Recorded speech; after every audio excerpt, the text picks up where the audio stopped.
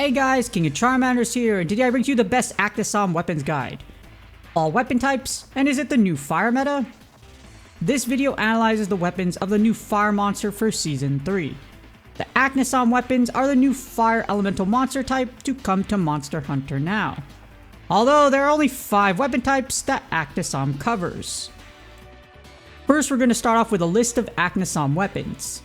At grade 6, the weapons get a new name, so that's why you're going to see 2 names instead of just 1 for the weapons here. We're going to start off with the Greatsword, which is the Aknosom Blade, and at grade 6, it becomes the Daybreak Cleaver.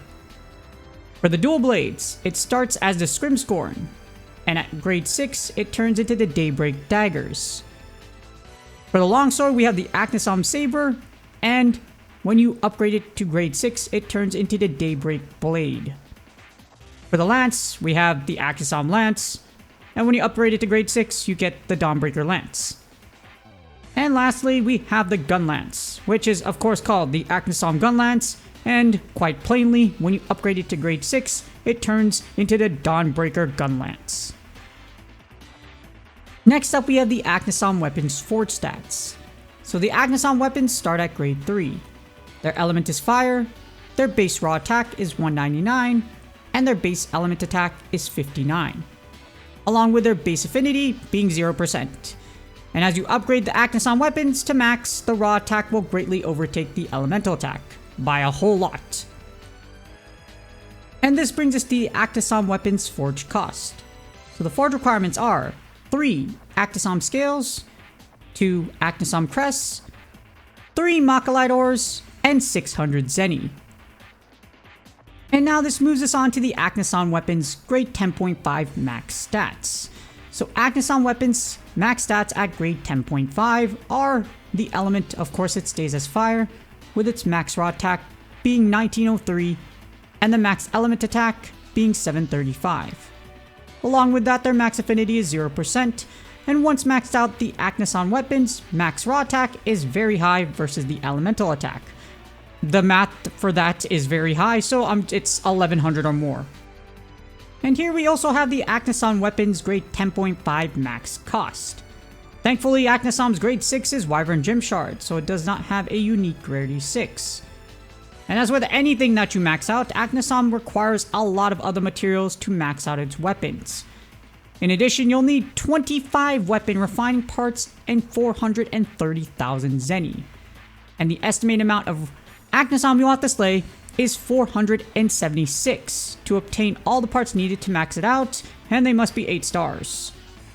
This does not include obtaining Wyvern Gem Shards and Zenny, so maxing these weapons out can take a while unless you have the Wyvern Gem Shards saved as a veteran player.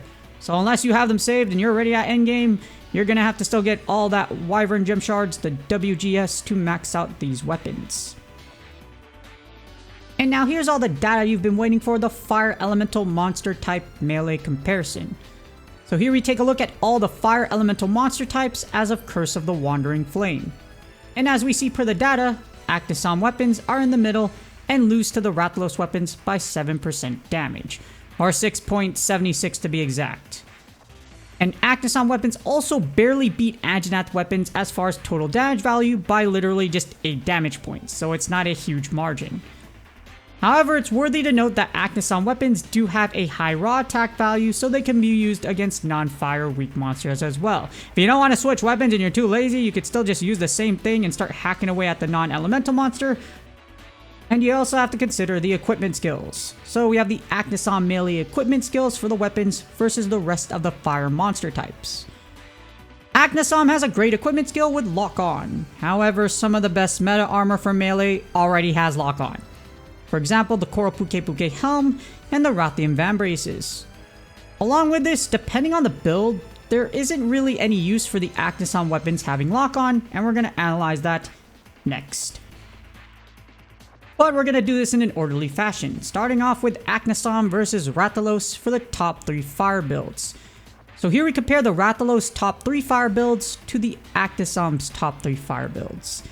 As you see here, per the data, Rathalos beats the Aknosom builds by a small margin, so it's about 5% or more to be exact. So that's good! Rathalos has been out forever, so if you already have this, guess what? Rejoice, Rathalos is still the GOAT. However, it's important to note that Rathalos does not have all weapon types. So if you're a dual blades main, we wish we had a Rathalos dual blades. Unfortunately, we do not. And this moves us to Aknosom versus Anjanath for the top 3 fire builds. So here we compare Anjanath's top 3 fire builds to Aknosom's top 3 fire builds.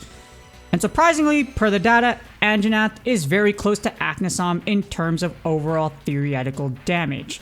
No, seriously, it's super close. If we're talking about the Bubbly Dance build, it's actually better than the Aknosom's one, but it's still super close. So there is not a giant margin of damage between Anjanath and Aknosom.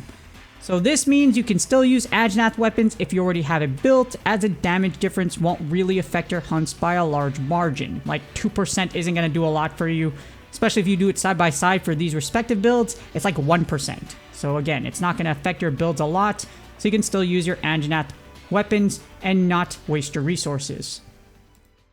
I got something special for this guy. I'm gonna bust his bunker with the ex-wife. With the what?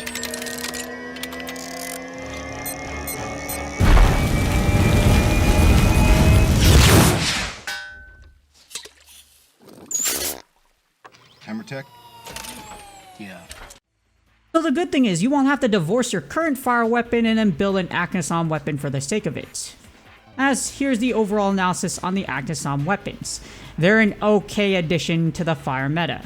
They're brand new, but again, if you've already built a Rathalos or Anjanath weapon, don't waste your resources. There's no need to build an Aknosom weapon. Now, weapons having lock-on are great, but that equipment skill is not a must-have as far as a weapon goes. Because, like I mentioned before, you already have a bunch of armor that has it. In order for you to even get the equipment skill, you need it at grade 8. The best part about the Aknosom weapons are their high raw stat, so you can use them against all monsters and just not those weak to fire. So that's the good part, yay! I'm lazy, I don't want to switch out, which is perfectly fine. So if you want an all-purpose fire weapon, or for some reason you really like this fire chicken, more power to you. However, Aknosom weapons only have 5 weapon types, so your selection to use one is limited anyways. In closing, I hope this guide helps you decide what Aknosom weapon you want to build. The thing is, for everyone that's a dual blades main, like myself as well, because I love dual blades, and I use it all for the main series, is that Aknosom releases a much wanted upgrade for fire elemental dual blades. I don't know why y'all hate the dinosaur Anjanath, actually I hate it too, but you can use this weapon instead of the Anjanath ones. And it's not that much of a big difference as far as damage goes, but if you want something that's better, and again can be used against non-fire weak monsters as well, you'll want the Aknosom dual blades. Please do me a huge favor, like, subscribe, and comment for the YouTube algorithm. I hope y'all are having fun in Season 3, and I hope you're having a lot of fun roasting Aknosom fire chickens. Actually, it's not really a chicken, it's a flamingo, huh? Anyways, I'm gonna think about that later. Good luck on your grinds, and I will see y'all on the next video.